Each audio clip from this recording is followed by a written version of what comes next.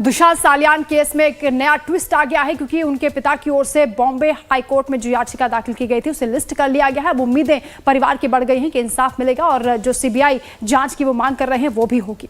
हमारे साथ सुशांत सिंह राजपूत के दोस्त विशाल जी लगातार जुड़े हुए हैं। विशाल जी, सुशांत सिंह राजपूत केस को भी इस मामले से जोड़कर देखा जाता है और ये कहा जाता है कि दिशा सालियान की जब मौत हुई थी उसके 3 से 4 दिन के भीतर ही जब सुशांत की मौत हुई थी। उन दोनों का कनेक्शन है, जैसा कि आपने पहले भी जिक्र किया।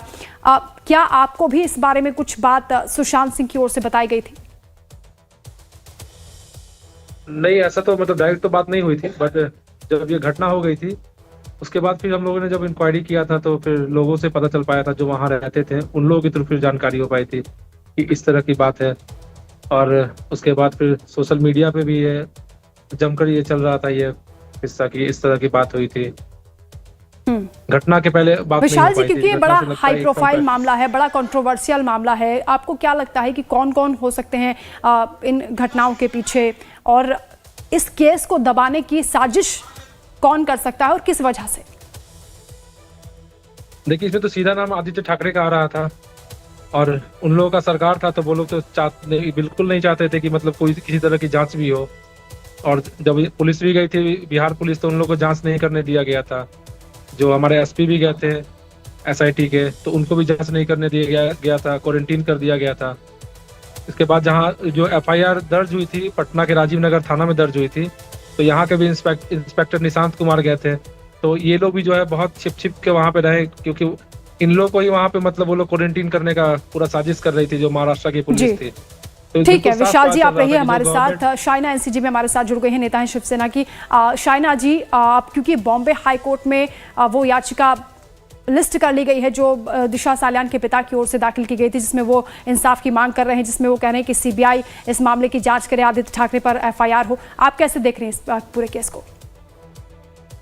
देखिए, ये एक राजनीतिक मुद्दा नहीं है। सर्वप्रथम तो मैं ये कहूंगी कि बीजेपी हो या शिवसेना हो या कोई भी सरकार में आज जो महायुति की सरकार है, हमारी सोच विचार एकदम स्पष्ट ये है कि कानूनी तौर पे कार्रवाई करनी चाहिए। अभी दिशा सालियान के जो पिताजी हैं, उन्होंने केस को रीओपन करने के लिए इस विश्वास के साथ किया है कि उनके पास कोई सबूत है, और कोई भी विक्टिम के पिताजी जरूर पूछ सकते हैं। तब के होम मिनिस्टर अनिल देशमुख ने बहुत सारे सवालों का जवाब नहीं दिया, पोस्टमार्टम को 50 घंटे लगे, तो बहुत सारे सवाल है जिसके जवाब नहीं है। लेकिन आप और हम जज नहीं है इस पर्टिकुलर केस में। मैं मानती हूँ कि आदरणीय कोर्ट निर्णय लेंगे, किसी का नाम ले या ना ले, ये एक पॉलिटिकल वेंडेटा नहीं है, कोई ऐसे षड्यंत्र नहीं है, क्योंकि हम सिर्फ चाहेंगे कि जो एक गुनाह दाखिल हुआ है और गुनाह के जो विक्टिम के जो पिता हैं, दिशा सालियान के जो पिताजी हैं, उन्होंने न्याय मांगी है और चाहते हैं कि बहुत सारे सवालों का जवाब हो, और वो सवाल का जवाब की खोज आज आप देख रहे हैं इस पर्टिकुलर केस में। बिल्कुल शाइना जी, क्योंकि उस दौरान भी ये कहा गया था कि दिशा सालियान के मामले से सुशांत सिंह राजपूत की भी कड़ियां जुड़ती हैं, उनकी मौत की भी गुत्थी सुलझेगी अगर ये केस खुलेगा। क्या आपको भी ऐसा लगता है? देखिए, वापस मैं जजमेंट पे नहीं बैठूंगी। हमें सिर्फ देखना है कि जब कोई भी केस हो, एक मर्डर हो, एक सुसाइड हो, एक कंस्पिरेसी हैच हुआ हो, इसके सत्य, और वो सत्य के लिए मुंबई पुलिस एकदम सक्षम है, कोई दबाव में न आते हुए एक इंडिपेंडेंट फ्री फेयर जांच, और यहाँ तो सीबीआई भी देख रही है। और हम सिर्फ ये विश्वास के साथ ये आपको बता सकते हैं कि महायुति की सरकार किसी के पीछे नहीं पड़ी है। हम सिर्फ चाहते हैं कि सच्चाई सबके सामने आए, और वो सच्चाई अनफिल्टर्ड, क्योंकि जो सुशांत सिंह राजपूत हो या दिशा सालियान ने सुसाइड किया तो दूसरी बात है, लेकिन को जो खिलवाड़ हुआ है, तो वो खिलवाड़ के नीचे क्या था तथ्य, वो भी आना चाहिए पब्लिक डोमेन में।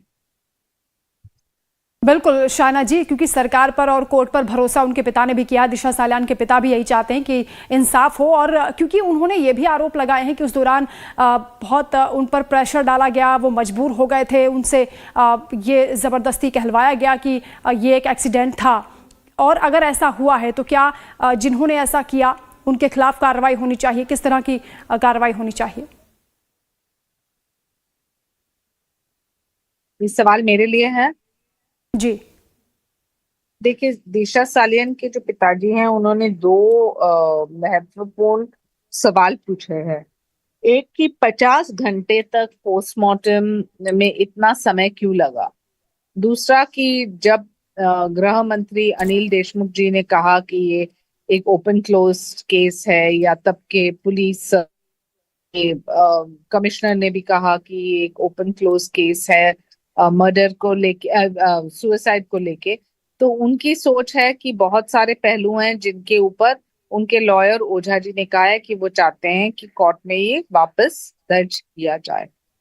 अब जी। जो सच्चाई ये है कि कुछ खिलवाड़ हुआ है, तो वो आप और हम यहाँ टीवी डिबेट्स में बैठ के नहीं तय कर सकते हैं।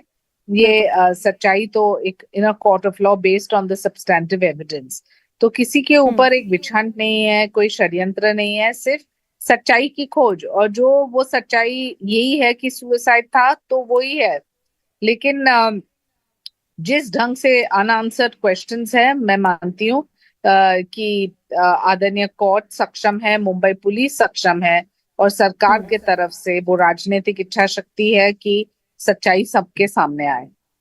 बिल्कुल। सुशांत सिंह राजपूत के दोस्त विशाल जी भी हमारे साथ जुड़े हैं। विशाल जी, आपको भी उम्मीद है कि इस बार जब जांच होगी तो मामला तह तक जाएगा और सच्चाई सामने आएगी, इंसाफ मिलेगा?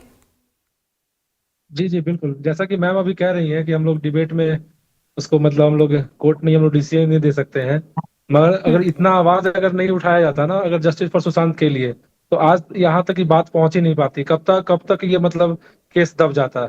ये जो इंडिया या इंडिया के बाहर से जो भी लोग थे, ये लोग इतना आवाज उठाए, इसको इतना आवाज बुलंद किए, तब जाकर ये जो केस का स्टेज यहाँ तक पहुंचा है।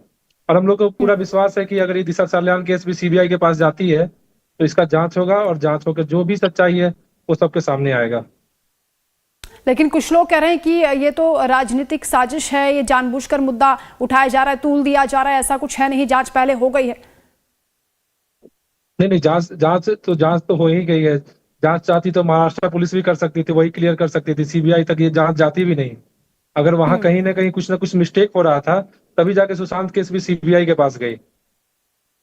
अब देखिए, सबसे जो उच्च जो जांच टीम है भारत की, वो सीबीआई है, तो सीबीआई अभी जांच कर रही है। तो हम लोग को पूरा उम्मीद है सीबीआई से कि जो भी सच्चाई है वो सबके सामने वो आएगा।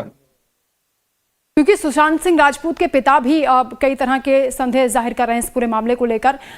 विशाल जी, क्या आप बता पाएंगे कि उनके परिवार को क्या क्या अंदेशा है, क्या आशंकाएं हैं उनके मन में?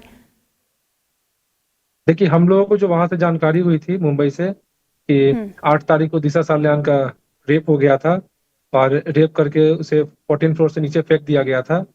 और ये जानकारी सुशांत सिंह को हो गई थी क्योंकि सुशांत की वो एक्स मैनेजर थी वो। और तो उसने वो सारा कुछ डिस्कस किया रिया चक्रवर्ती से कि मैं जो हूँ मतलब रिया को न्याय दिलाऊंगा, जो भी है प्रेस कॉन्फ्रेंस करना हो या जैसे भी लोग को बता दूंगा कि इस तरह की बात हुई थी, इसलिए मतलब दिशा सालियान की हत्या की गई है। ये जानकारी हम लोगों के पास थी। और उसी के बाद फिर मतलब जो वो रिया चक्रवर्ती को सारा बात मजबूत, तो इसीलिए साजिश करके ही सुशांत की भी हत्या की गई है।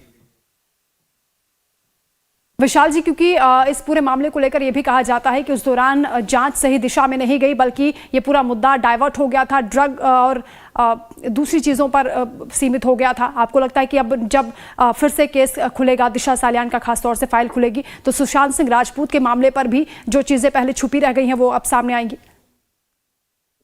हाँ, क्योंकि जो देखिए, जो यहाँ से टीम पटना से जो टीम गई थी, उन लोग से हमारी बात भी हुई थी। तो सुशांत सिंह राजपूत जो था उसमें ओवरडोज दिया हुआ था, ड्रग्स का ओवरडोज दिया हुआ था। तभी तो मैं कह रहा हूँ कि ये सारा कुछ ये साजिश था। ये ओवरडोज देके फिर उसे हैंग किया गया, क्योंकि मतलब वो बता नहीं पाए कि उसमें कौन कौन से लोग उसके पीछे छिपे हुए थे। और बिल्कुल। शायना आदित्य एनसीजी में हमारे साथ पंचोली लगातार जुड़ी हैं। शायना जी, क्योंकि जैसा कि अभी सुशांत सिंह राजपूत के दोस्त भी कह रहे हैं कि वो भी चाहते हैं कि इस मामले में इंसाफ हो और सबके सामने सच्चाई आए, लेकिन कुछ लोग अभी भी इस मामले को राजनीतिक तूल देने की कोशिश कर रहे हैं। उनके लिए आपका मैसेज क्या होगा? मेरा सिर्फ ये कहना है कि कोई राजनीतिक षड्यंत्र नहीं, बल्कि हम चाहेंगे कि ये सच्चाई सबके सामने आ जाए कि क्या हुआ 8 जून के रात को। और जो किसी ने कुछ गलत नहीं किया है तो डरने की बात ही नहीं है। डरते कब हैं? जब कुछ गलत हुआ है। जब कुछ नहीं हुआ है तो डरने की आवश्यकता जी ही नहीं है। ये पब्लिक डोमेन में आने दीजिए, और एक पिता जिन्होंने अपनी बेटी को खोया है उनको एक मन की शांति भी मिल जाएगी।